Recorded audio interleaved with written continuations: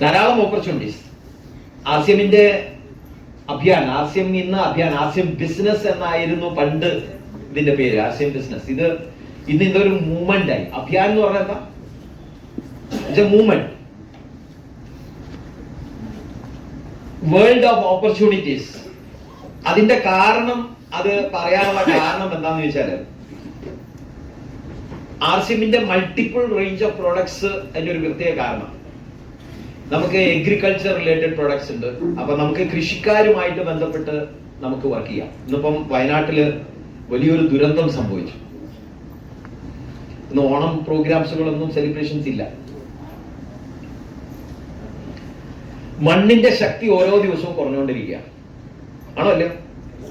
മണ്ണിന്റെ ശക്തി കുറഞ്ഞു പോയിക്കൊണ്ടിരിക്കുക. മണ്ണിന്റെ ശക്തി കുറയുമ്പോൾ മനുഷ്യന്മാരുടെ ശക്തിയും ഓട്ടോമാറ്റിക്കലി ദിവസം മനുഷ്യ നീ മണ്ണാവുന്നു എന്നാണ് നമ്മൾ പറയാറ്, ആണല്ലേ? മനുഷ്യന്മാർ നമ്മളെല്ലാം മണ്ണാവേണ്ട ആൾക്കാരാണ്. അപ്പൊ മണ്ണ് ശക്തി കുറയുമ്പോൾ മനുഷ്യന്മാരും ശക്തി കുറയും. ആ മണ്ണ് ഒലിച്ചു പോയ പോലെ തന്നെ ഒരു ദിവസം മനുഷ്യന്മാരെല്ലാം കൂടി ഒലിച്ചു പോകും. മണ്ണിന്റെ ഘടനയിൽ വ്യത്യാസം തിരിച്ചു പുനഃസ്ഥാപിച്ചാൽ മാത്രമേ നമുക്ക് ഇതിലൊക്കെ വ്യത്യാസങ്ങൾ കൊണ്ടുവരാൻ സാധിക്കുള്ളൂ. ഇന്ന് കെമിക്കൽ, ഞങ്ങൾ കർണാടകയിലും തമിഴ്നാട്ടിലൊക്കെ യാത്ര ചെയ്യുമ്പോൾ ഇഷ്ടംപോലെ കെമിക്കൽസ് ആണ് വാരി എറിയുന്നത്. യൂറിയ, പൊട്ടാഷ്യം, ഇതൊന്നും മണ്ണിന് തടുത്ത് താങ്ങാൻ പറ്റുന്ന സംഭവങ്ങളൊന്നല്ല. മണ്ണിനെ പിടിച്ചു നിർത്താനും മണ്ണിന്റെ വേരോട്ടത്തിനും മണ്ണിന്റെ ഉള്ളിൽ എന്തുണ്ടാവണം? ജീവാണുകൾ ഉണ്ടാവണം. അതൊക്കെ നശിച്ചു പോയിക്കൊണ്ടിരിക്കുകയാണ് ഈ കെമിക്കൽസ് ഇട്ട് കാരണം. നമുക്ക് കൃഷിക്കാരുടെ കൂടെ നിന്ന് ജൈവ കൃഷിക്ക് സപ്പോർട്ട് ചെയ്യാൻ പറ്റുന്ന പ്രോഡക്റ്റ് നമ്മൾ കൊടുക്കുന്നുണ്ട് ആർസിഎമ്മിന്. വലിയ പ്രസ്ഥാനമാണ്, വലിയൊരു മേഖലയാണ്. എഗ്രികൾച്ചർ മാത്രം ഫോക്കസ് ചെയ്ത് ജീവിക്കുന്ന ആൾക്കാരുണ്ടോ? ഇല്ല. നമ്മുടെ നാട്ടിൽ തന്നെ എഗ്രികൾച്ചർ ഡിപ്പാർട്ട്മെന്റ് ഉണ്ട്. എഗ്രികൾച്ചർ ഡിഗ്രി എടുക്കാം, ഡിപ്ലോമ എടുക്കാം, എഞ്ചിനീയറിംഗ് എടുക്കാം, ഇല്ലേ? മാസ്റ്റർ ബിരുദം കഴിഞ്ഞ് പിന്നെ ഡോക്ടറേറ്റും കാര്യങ്ങളും അഡ്വാൻസ് സ്റ്റഡീസ് ഒക്കെ ചെയ്യുന്ന പല മേഖലയിൽ വർക്ക് ചെയ്യുന്ന ആൾക്കാരുണ്ട്. ആർസിഎമ്മില് അതൊരു പർട്ടിക്കുലർ കാറ്റഗറി മാത്രമാണ്. അപ്പൊ ആ മേഖലയെ നമ്മൾ മനസ്സിലാക്കി കഴിഞ്ഞാല് നമുക്ക് ഈ കൃഷിക്കാരുടെ കൂടെ നിന്ന് വർക്ക് ചെയ്യാം. എന്താണ് ഈ മണ്ണിൽ വരുന്ന വ്യത്യാസം, മണ്ണ് നശിച്ചുകൊണ്ട് പോകുന്നതിൽ വ്യത്യാസം നമുക്ക് കൊണ്ടുവരാൻ സാധിക്കും. അതൊരു റേഞ്ച് ഓഫ് പ്രോഡക്റ്റ് ആണ്. രണ്ടാമത്തെ ഒരു കാറ്റഗറി ഓഫ് പ്രോഡക്റ്റ് ആണ് നമ്മളുടെ പെയിന്റ്. ഡയറക്ട് സെല്ലിംഗ് എന്ന് പറയുന്ന ഇൻഡസ്ട്രിയില് ലോകത്തിൽ എവിടെയും പെയിന്റ് അവൈലബിൾ അല്ല. ഇന്ന് പെയിന്റ് കൊണ്ട് മാത്രം ജീവിക്കുന്ന ആൾക്കാരുണ്ട്. പെയിന്റേഴ്സ് എങ്ങനെയാ ജീവിക്കുന്നത്? അവർക്ക് വേറെ ഒരു പണിയറില്ല, പെയിന്റ് അടിക്കാൻ അറിയാം. പെയിന്റ് കൊടുത്തു കഴിഞ്ഞാൽ അവർ പെയിന്റ് അടിക്കും. അവരതുകൊണ്ടാണ് ജീവിക്കുന്നത്. പെയിന്റ് വിൽക്കുന്ന ആൾക്കാരുണ്ട്, പെയിന്റ് സപ്ലൈ ചെയ്യുന്ന ആൾക്കാരുണ്ട്, അത് സ്റ്റോക്ക് ചെയ്യുന്ന ആൾക്കാരുണ്ട്, അത് മാനുഫാക്ചർ ചെയ്യുന്ന ആൾക്കാരുണ്ട്. അവർക്ക് പെയിന്റ് വിട്ട് വേറെ ഒന്നും അറിയില്ല.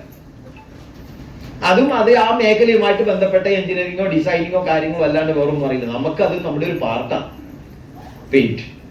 ആർസിഎമ്മിൽ തുളസി പെയിന്റ്സ്. ആരെങ്കിലും വീട്ടിൽ അടിച്ചവരുണ്ടോ? അവിടെ ധാരാളം ആളുകൾ ഓൾറെഡി ഉപയോഗിച്ചിട്ടുണ്ട്. എങ്ങനെയുണ്ട് പെയിന്റ്? ഒറ്റ ശബ്ദത്തിൽ പറഞ്ഞാൽ അടിപൊളിയാണ്. മറ്റേത് ബ്രാൻഡഡ് പെയിന്റിനെക്കാട്ടിലും കുറഞ്ഞ വിലയിൽ നമുക്ക് പെയിന്റ് അടിക്കാം, അതിനേക്കാളും ക്വാളിറ്റി. അതാണ് നമ്മുടെ ആർസിഎമ്മിന്റെ തുളസി പെയിന്റിന്റെ പ്രത്യേകത. അവർ ഒറ്റ പ്രോഡക്റ്റ് മനസ്സിലാക്കി കഴിഞ്ഞാൽ നിങ്ങൾക്ക് ഏത് പിന്നും ആർസിഎമ്മിനെ അടിച്ചു പിടിക്കാൻ പറ്റും.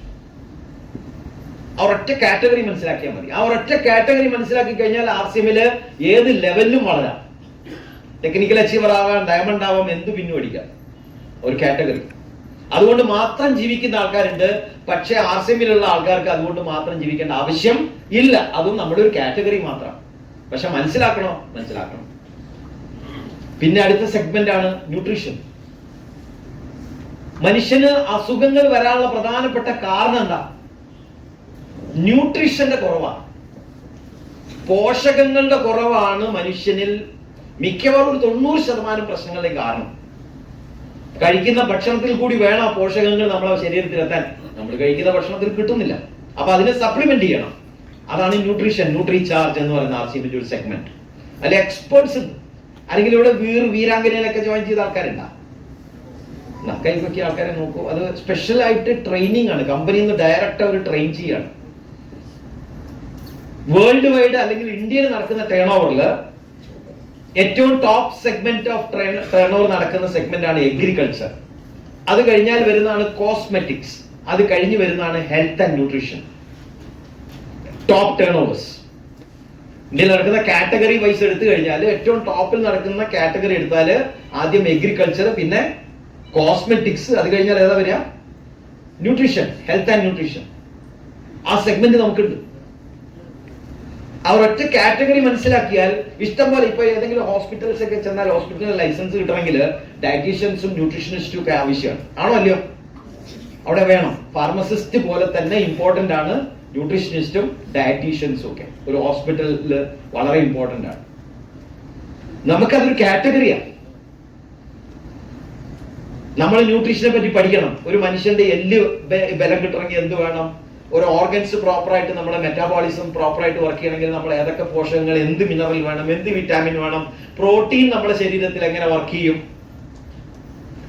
പ്രോട്ടീനെ പറ്റി മാത്രം പഠിക്കാൻ ചിലപ്പോൾ ആളുകളുണ്ട്. നിങ്ങളൊരു ന്യൂട്രീഷനിസ്റ്റ് ആയിട്ട് ഏതെങ്കിലും ഒരു കോളേജിൽ ജോയിൻ ചെയ്തിട്ടുണ്ടെങ്കിൽ മേ ബി 2, 3, 4 ചാപ്റ്റർ ചിലപ്പോൾ പ്രോട്ടീൻ മാത്രമേ ഒരു പർട്ടിക്കുലർ എന്താണ് അവരുടെ ഒരു സെമസ്റ്റർ ചിലപ്പോൾ പ്രോട്ടീൻ ആയിരിക്കും കവർ ചെയ്യുന്നത്. നമുക്കതൊക്കെ 1 മണിക്കൂർ, അരമണിക്കൂർ വന്നിട്ട് നിരന്തരമായിട്ടുള്ള ട്രെയിനിങ്ങിൽ കൂടി നമ്മൾ കാര്യങ്ങൾ കഴിഞ്ഞ കുറെ വർഷങ്ങളായിട്ട് നമ്മൾ പഠിച്ചുകൊണ്ടിരിക്കുകയാണ്. ഞാൻ എയർഫോഴ്സിലായിരുന്നു. എനിക്ക് ന്യൂട്രീഷനും അറിയില്ല, എഗ്രികൾച്ചറും അറിയില്ല, മണ്ണും അറിയില്ല, ഒരു ചേമ്പും അറിയില്ലായിരുന്നു.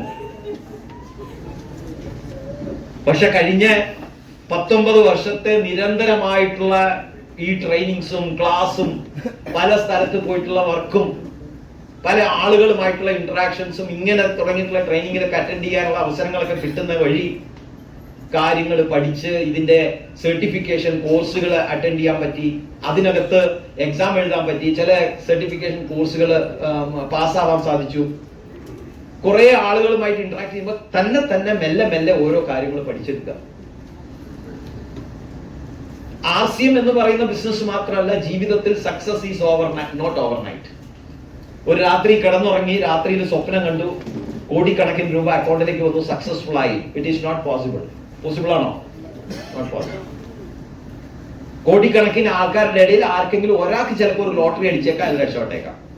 ഇതിനകത്ത് ലോട്ടറി അടിച്ച എത്ര പേരുണ്ട്? കോടികൾ. ആരെങ്കിലും ഉണ്ടോ? ആരുമില്ല. അപ്പൊ അത് പോസിബിൾ അല്ല, മാറ്റി വെച്ചു. അപ്പൊ അതെന്തായാലും നടക്കൂല ജീവിതത്തില്. ഓക്കെ, അപ്പൊ എന്തായാലും കഷ്ടപ്പെട്ടാലേ മുന്നോട്ട് പോകുള്ളൂ. അപ്പൊ കഷ്ടപ്പെടുക എന്ന് പറഞ്ഞാൽ എന്താണ് കഷ്ടപ്പാടിന്റെ ഒരു പാർട്ട്? RCMന്റെ ഈ അഭിയാൻ എന്ന് പറയുന്ന ഈ ഓപ്പർച്യൂണിറ്റീസ് നമ്മൾ ഉൾക്കൊണ്ട് മനസ്സിലാക്കുക എന്നുള്ളതാണ്. RCMന്റെ ഒരു പാർട്ട് ഓഫ് പ്രൊഡക്റ്റ് ആണ് കോസ്മെറ്റിക്സ്. ഇന്ത്യയിലെ വലിയ ടേൺ ഓവർ നടക്കുന്ന സെഗ്മെന്റിൽ ഒരു സെഗ്മെന്റ് ആണ് കോസ്മെറ്റിക്സ്. അത് നമ്മൾ RCMലുണ്ട്. കീസോൾ എന്ന് പറയും. കീസോളിൽ സ്പെഷ്യലായിട്ട് അച്ചീവ് ചെയ്ത ആൾക്കാർ ആരെങ്കിലും ഉണ്ടോ ഇവിടെ? 1, 2, 3, 4, 5, 6, 7, 8, 9, 10 കുറേ ആൾക്കാരുണ്ട്. Very good, very good. അവർക്ക് വേണ്ടി നല്ലൊരു കൈയടി ആവാം. ഓരോ സെഗ്മെന്റിലും നിങ്ങൾക്ക് പഠിക്കാൻ താല്പര്യമുണ്ടെങ്കിൽ അതിന്റെ ട്രെയിനിങ് സിസ്റ്റം RCMനോടൊപ്പം ഉണ്ട്. RCMന്റെ വലിയ പ്രത്യേകതയാണ്. സിസ്റ്റത്തിന്റെ പാർട്ടാണ്. നമ്മൾ തന്നെ പഠിപ്പിക്കേണ്ട ആവശ്യമൊന്നുമില്ല. അവരെ അതുമായിട്ട് ക്ലബ് ചെയ്താണ്. അവരവിടെ പോയി പഠിച്ചോളും. അത് പഠിപ്പിക്കാനുള്ള എക്സ്പേർട്സ് കമ്പനിയിലുണ്ട്. അവരുടെ ട്രെയിനേഴ്സ് ഉണ്ട്. എഗ്രികൾച്ചർ പഠിക്കണമെങ്കിൽ എഗ്രികൾച്ചറിന്റെ എക്സ്പേർട്സ് ഉണ്ട്. കോസ്മെറ്റിക്സ് പഠിക്കണമെങ്കിൽ അതിന്റെ എക്സ്പേർട്സ് ഉണ്ട്. പെയിന്റ് പഠിപ്പിക്കണമെങ്കിൽ പെയിന്റിന്റെ എക്സ്പേർട്സ് ഉണ്ട്. ന്യൂട്രിചാർജ് പഠിക്കണമെങ്കിൽ അതിന്റെ എക്സ്പേർട്സ് ഉണ്ട്. നമ്മൾ എക്സ്പേർട്ട് ആവേണ്ട ആവശ്യമില്ല. ഞാൻ ഇതിലൊന്നും എക്സ്പേർട്ട് അല്ല.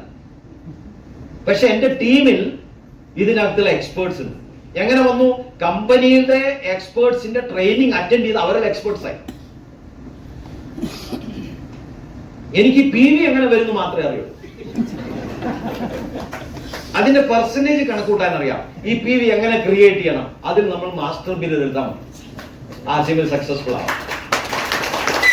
ഓരോ ആളുകൾക്കും ഓരോ ടേസ്റ്റ് ആണ്. ആ ടേസ്റ്റിനനുസരിച്ച് അവരെ അതുമായിട്ട് ക്ലബ് ചെയ്ത് മുന്നോട്ട് ഒരു ടീമിലെ നല്ലൊരു ടീം സ്പിരിറ്റിൽ മുന്നോട്ട് കൊണ്ടുപോകും. അത്രയേ ഉള്ളൂ നമുക്ക് RCMൽ ചെയ്യാൻ. എല്ലാ കാറ്റഗറി ഓഫ് പ്രോഡക്റ്റ്. ഇനി ഏതെങ്കിലും കാറ്റഗറി മിസ്സിംഗ് ഉണ്ടോ അത് വരും കാലത്ത് വന്നോളൂ. അല്ല സുഹിത് സാർ, നമ്മൾ ജോയിൻ ചെയ്യുമ്പോൾ എന്തുണ്ട്? ഒരു ടൂത്ത് പേസ്റ്റും സോപ്പും. അതുകൊണ്ട് JP സാർ ചോദിച്ച എനിക്ക് ഇന്ന് ഓർമ്മയുണ്ട്, ഈ 5 രൂപയുടെ കട്ട കൊണ്ടൊക്കെ എന്നാ സാറേ ഒരു 10,000 രൂപ കിട്ടുക? ഒരു 10,000 കിട്ടുമോ? 5 രൂപയുടെ സോപ്പാ അന്ന്, വാഷിംഗ് സോപ്പ്. ഇതൊക്കെ വിറ്റ് പോയി എത്ര കാലം കഴിയും? ഒരു 10,000 rupees പ്രോഫിറ്റ് ആയിട്ട് പറഞ്ഞാൽ എത്ര ലക്ഷത്തിന്റെ കച്ചവടം നടക്കണം? ചോദ്യം ശരിയാണ്. എനിക്ക് വന്ന് ചോദിച്ച ശരിയായിട്ട് തോന്നി. എന്റെ ഭാര്യ ഒന്ന് ശരിയായിരിക്കും എന്ന് എനിക്കന്ന് തോന്നിയിട്ടുണ്ടായിരുന്നു. പല സമയത്തും നമ്മൾ സക്സസ് ആകാൻ വേണ്ടിയിട്ട് അല്ലെങ്കിൽ ഒരു ജർണിയിൽ പോകുന്ന സമയത്ത് പലപ്പോഴും നമുക്ക് നിർത്തിയാലോ എന്ന് തോന്നൽ വരും, തിരിഞ്ഞു പോയാലോ. കാരണം അതിനൊരു ഓപ്ഷൻ ഉണ്ടല്ലോ. കഷ്ടപ്പെടേണ്ട ആവശ്യം എന്താണ്? എവിടെ പോയാലും ജോലി സാധ്യതയുള്ള ഒരു ട്രെയിൻഡ് ആയിട്ടുള്ള സ്കിൽഫുൾ ട്രെയിൻഡ് ആയിട്ടുള്ള പേഴ്സണാണ് ഞാൻ. പ്രത്യേകിച്ച് എനിക്കപ്പോ ഇതിനകത്തൊന്നും കഷ്ടപ്പെടേണ്ട ആവശ്യമില്ല. അപ്പൊ JP സാർ അത് ചോദിക്കുന്നു, വൈഫ് ഇങ്ങനെ ചോദിക്കുന്നു. ഇവര് എന്റെ വീട്ടിൽ കംപ്ലീറ്റ് ഗ്രൂപ്പ് ഉണ്ടാക്കി. അച്ഛന് അമ്മന് എല്ലാരെയും ഗ്രൂപ്പീസ് ഉണ്ടാക്കി. JP സുജിത് സാറിന്റെ ബെസ്റ്റ് ഫ്രണ്ട് ആണ് JP സാർ. അവരെ രണ്ടുപേരും കൂടിയാണ് ഞാൻ അന്ന് സ്പോൺസർ ചെയ്തത്. JP സാർ കുടുംബസമേതം വീട്ടിൽ വന്നപ്പോൾ ഞാൻ പുറത്തേക്ക് ഇറങ്ങിയ തക്കത്തിന് ഇവര് വട്ടം കൂടിയിരുന്ന് JP സാറിനോട് പറഞ്ഞു, നിങ്ങൾ ഇന്ന് എന്റെ മകനോട് പറയണം ഈ RCM നിർത്താൻ. അദ്ദേഹം RCM പഠിക്കാനും മോട്ടിവേറ്റഡ് ആവാനും വേണ്ടിയിട്ട് അപ്ലൈന്റെ വീട്ടിൽ വന്നതാണ് ഒരു ഓണത്തിന്. അപ്പൊ ഞാൻ അവരെ വിളിച്ചു വരുത്തി, സാറേ നമുക്ക് കാര്യങ്ങളൊക്കെ ഒന്ന് ഡിസ്കസ് ചെയ്യാം, എങ്ങനെ മുന്നോട്ട് പോകണം. ഞാൻ പുറത്തേക്ക് ഇറങ്ങിയ തക്കത്തിന്, കാരണം പാവം ചായപ്പൊടിയൊക്കെ വിറ്റായിരുന്നു അന്ന് ജീവിച്ചിരുന്നത്, വരുമാനമില്ല. വീട്ടിൽ വന്ന തക്കത്തിന് പറയാണ്, ഈ മോനോട് ഒന്ന് പറഞ്ഞ് മനസ്സിലാക്കി കൊടുക്കണം. അവൻ എന്തോ ഇപ്പൊ തൽക്കാലം എന്തോ അവന്റെ എന്തായാലും കണ്ടകശല്യോ എന്തോ സം ഇഷ്യൂ ആണ്, ഒന്ന് സാർ പറഞ്ഞ് മനസ്സിലാക്കും. അപ്പൊ ഞാൻ തിരിച്ച് വീട്ടിൽ വന്നപ്പോ JP സാർ എന്നെ മാറ്റി വിളിച്ചുകൊണ്ട് പോയിട്ട് പറഞ്ഞു, ഇവരിങ്ങനെയാണല്ലോ പറയുന്നത്, നിർത്താനാ പറയുന്നത്, എന്താ ചെയ്യേണ്ടത്? മൂപ്പര് സെൻട്രൽ ഗവൺമെന്റ് എംപ്ലോയി ആണ് അല്ലെ, സെൻട്രൽ ഗവൺമെന്റ് ജോബാണ്. മൂപ്പർക്ക് അന്ന് 10-50,000 മേലെ വരുമാനമാണ് അന്നത്തെ കാലത്ത്. more than 50,000 earning person. ഓഫീസറാണ് അവിടെ. I think CWRDM. അദ്ദേഹത്തിനൊന്നും ഈ റോപ്പും വിറ്റും നടക്കേണ്ട ആവശ്യമില്ല. അദ്ദേഹം വളരെ നാച്ചുറൽ, സ്വാഭാവികമായിട്ട് ചോദ്യം ചെയ്യാൻ അഞ്ചൊക്കെ വിറ്റോ എല്ലാം കിട്ടുക. അപ്പൊ അതിനൊന്നും കറക്റ്റ് ആയിട്ടുള്ള ഒരു ഉത്തരവ് എനിക്ക് ഉണ്ടായിരുന്നില്ല. അപ്പൊ അദ്ദേഹം വന്നിട്ട് എന്നോട് ചോദിച്ചു, നമ്മൾ നിർത്തിയാലോ? അപ്പൊ ഞാൻ പറഞ്ഞു, നമുക്ക് തീരുമാനിക്കാം, എന്തായാലും പോകുന്നിടത്തോളം പോട്ടെ. കുറച്ച് ആൾക്കാരെ നമ്മൾ സ്പോൺസർ ചെയ്തു പോയി. അങ്ങനെ മുന്നോട്ട് പോയി ഇന്ന് വിപ്ലവങ്ങളാണ് RCM നടക്കുന്നത്. വലിയ ചേഞ്ചസ്. ആളുകള്, ഞങ്ങള് സുയിസറിനൊക്കെ ശരിക്കറിയാം, ഈവൻ സൂയിസൈഡ് ചെയ്യാൻ പോയ ആള് RCM വന്ന് ജോയിൻ ചെയ്ത് വീട് വാങ്ങി, സ്ഥലം വാങ്ങി, വീട് വെച്ച്, കാറ് വാങ്ങി, ലൈഫിൽ ട്രാൻസ്ഫോർമേഷൻ വന്ന ആൾക്കാർ RCM. ഇതെല്ലാം എപ്പോ സംഭവിക്കും? ഇതിനെപ്പറ്റി മനസ്സിലായ മാത്രം. RCM is very simple but very difficult to understand. വളരെ സിമ്പിളാണ്, മനസ്സിലായ വളരെ സിമ്പിളാണ്, മനസ്സിലാക്കാൻ പ്രയാസം. പുതിയതായിട്ട് വന്ന ആളുകളോടാണ് എനിക്ക് പ്രത്യേകം പറയാനുള്ളത്. വളരെ സിമ്പിളാണ്. നേരത്തെ തുടങ്ങിയ സമയത്ത് തന്നെ സാറ് പറഞ്ഞു, there is no investment. RCM ചേരാൻ വേണ്ടി നോ ഇൻവെസ്റ്റ്മെന്റ്. നിങ്ങളുടെ ക്വാളിഫിക്കേഷൻ RCM ചോദിക്കുന്നില്ല. പർട്ടിക്കുലർലി ഒരു ഓഫീസ് ടൈമിംഗ് ഇല്ല, ഒരു ടാർഗറ്റ് ഇല്ല, ഒരു ഓഫീസിലോ ഒരു ബോസോ ആരും നിങ്ങൾക്ക് ടാർഗറ്റ് കൊടുക്കാൻ ഒന്നുമില്ല. ഇത് പോസിറ്റീവായിട്ട് എടുത്താൽ പോസിറ്റീവ്, നെഗറ്റീവായിട്ട് എടുത്താൽ നെഗറ്റീവാണ്. പോസിറ്റീവ് എന്ന് പറഞ്ഞു കഴിഞ്ഞാൽ നമ്മളൊന്നും ഇൻവെസ്റ്റ്മെന്റ് ചെയ്യാത്തതുകൊണ്ട് നമുക്ക് റിസ്ക് ഇല്ല, ഈ ബിസിനസിനെ നന്നായിട്ട് കൊണ്ടുപോകാം. ഇൻവെസ്റ്റ്മെന്റ് ഇല്ലാത്തത് കൊണ്ട് ഇതിന്റെ നെഗറ്റീവ് എന്താണെന്ന് ചോദിച്ചാൽ നമ്മൾ ഇതിനെ സീരിയസ് ആയിട്ട് എടുക്കില്ല എന്നതാണ്. കമ്മിറ്റ്മെന്റ് ഉണ്ടാവില്ല. എവിടെയാണോ ഇൻവെസ്റ്റ്മെന്റ് ഉള്ളത് അവിടെ നമ്മൾ സീരിയസ് ആവും. ഒരു ഡോക്ടർ എന്തുകൊണ്ടാണ് സീരിയസ് ആയിട്ട് അദ്ദേഹത്തിന്റെ പ്രൊഫഷൻ ചെയ്യാൻ കാരണം? കോടികൾ ഇൻവെസ്റ്റ് ചെയ്യണം. ഒരു IAS ഓഫീസർ, IPS ഓഫീസർ, അല്ലെങ്കിൽ ഒരു ബാങ്കിൽ ഒരു എംപ്ലോയി ആവണമെന്നുണ്ടെങ്കിൽ കാലങ്ങളായിട്ട് പഠിച്ച് അതിന്റെ എക്സാം ഒക്കെ എഴുതി അതിന്റെ ഇന്റർവ്യൂ ഒക്കെ അറ്റൻഡ് ചെയ്ത് കുറെ കടമ്പകൾ ഉണ്ട് കടന്നു പോകാൻ. ഏതെങ്കിലും ഒരു ഓഫീസിൽ അങ്ങനെ വന്ന് വിളിച്ചിരുത്തൊന്നുമില്ല. ഒരു പ്യൂൺ ആവണമെങ്കിൽ വരെ അതിന്റെ എക്സാംസും കാര്യങ്ങളും ഒക്കെ അറ്റൻഡ് ചെയ്യണം. നിങ്ങൾക്ക് എലിജിബിലിറ്റി ഉണ്ടെങ്കിൽ മാത്രമേ കിട്ടുള്ളൂ. പക്ഷെ RCM എങ്ങനെയാണോ? ഒരു ബസിന്റെ പുറകിലത്തെ വാതിൽ കൂടി കയറി പോയിരുന്ന രാജേട്ടന്റെ മാതിരിയുള്ള ഒരു പാർട്ടിന്റെ അടുത്ത് രാജേട്ടൻ ബുക്കുകൾ തുറക്കുന്നു, RCM പറ്റി വാചാലനാവുന്നു. ഇറങ്ങി പോകുന്ന സമയത്ത് അദ്ദേഹം RCM ഡിസ്ട്രിബ്യൂട്ടർ ആയിട്ട് ഇറങ്ങിപ്പോകും. കേറുമ്പോ 0, ഇറങ്ങുമ്പോ ഹീറോ ആവാനുള്ള ഒരു അവസരം കയ്യിൽ കിട്ടിയത്. പക്ഷെ ഒരു ഡോക്ടറിന് അങ്ങനെ ആവാൻ പറ്റുമോ? ബസിന്റെ പുറകിൽ കൂടി കയറിയപ്പോ ഒന്നുമില്ല, ഇറങ്ങിയപ്പോ ഡോക്ടർ. ഒരു പ്രൊഫസർ അങ്ങനെ ആവാൻ പറ്റുമോ? ഇല്ല, നോട്ട് പോസിബിൾ. അതിനൊക്കെ കുറെ കടമ്പകൾ കടന്നു പോകണം. ഇൻവെസ്റ്റ്മെന്റ്സ് ഉണ്ട്, കുറെ പഠിക്കാനുണ്ട്, കുറെ പ്രശ്നങ്ങൾ നേരിട്ടാൽ മാത്രമേ അങ്ങനത്തെ ഒരു ജോലിയിലേക്കോ അങ്ങനത്തെ ഒരു ബിസിനസ്സിലേക്ക് കയറി വരാൻ പറ്റുള്ളൂ. അപ്പൊ അതിനെ പെട്ടെന്ന് ആരും വിടൂല. ആർസിന് ഈസി ആയിട്ട് കയറി വരാം. Easy entry, easy exit. കാശ് കൊടുത്ത് സിനിമയ്ക്ക് പോയാൽ നമ്മൾ ഇറങ്ങി വരുമോ? സിനിമ മോശമാണെങ്കിൽ ഇല്ല, ഇറങ്ങി പോവില്ല. ഇരുന്ന് ഫുള്ള് കാണും, കാരണം 300 രൂപ കൊടുത്തിട്ടുണ്ട്. അപ്പൊ ഈസി എൻട്രി ആണ്, ഫ്രീ. ആ സിനിമ കാണുന്നത് ഫ്രീ ആയിരുന്നെങ്കിലോ?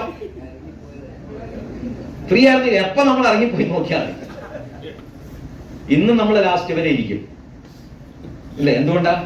ഫ്രീ എൻട്രി അല്ല. ഓക്കെ.